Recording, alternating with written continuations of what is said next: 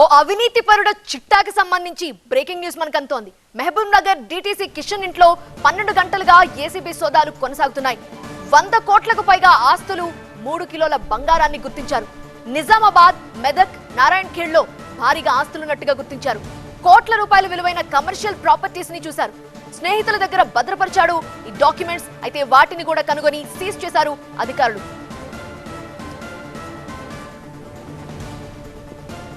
Mahabub Nagar DTC Kishan ఇంట్లో 12 గంటలుగా ACB సోదాలు కొనసాగుతున్నాయి.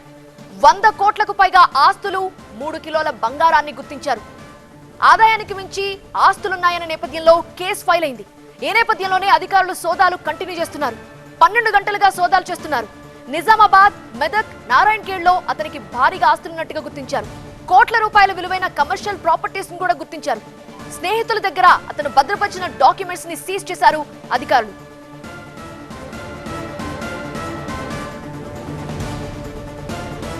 పూర్తి వివరాలు మా సీనియర్ కరెస్పాండెంట్ రంజిత్ అందిస్తారు. డీటీసీ కిషన్ నాయక్ నివాసంలో జరిగిన సోదాలపై మనతో మాట్లాడడానికి ఏసీబీ డీఎస్పీ గారు మనతో ఉన్నారు. వారితో మాట్లాడడం. సార్ చెప్పండి, దాదాపు మీరు సుదీర్ఘంగా సోదాలు నిర్వహిస్తున్నారు. ఇప్పటివరకు ఎలాంటి ప్రాపర్టీస్ని ఐడెంటిఫై చేశారు? ఇప్పటివరకు దాదాపుగా ఒక 40 ఏకర్స్, 30 ఏకర్స్ ల్యాండ్ వచ్చేసి నారాయణ్ ఖేడ్ వైపు, 10 ఏకర్స్ ల్యాండ్ నిజామాబాద్ వైపు, తర్వాత ఒక ఇల్లు హైదరాబాద్లో, నెక్స్ట్ ఒక కమర్షియల్ వచ్చేసి నిజామాబాద్లో, మళ్ళీ ఒక హోటల్ ఉంది, ఒక అపార్ట్మెంట్ కూడా కన్స్ట్రక్షన్ చేశారు. అది బిల్డర్తో 50% అని చెప్పేసి అన్నీ కూడా వర్త్ అంటే ఒక 12 crores 70 lakhs వరకు డాక్యుమెంట్ వాల్యూ ఉంది.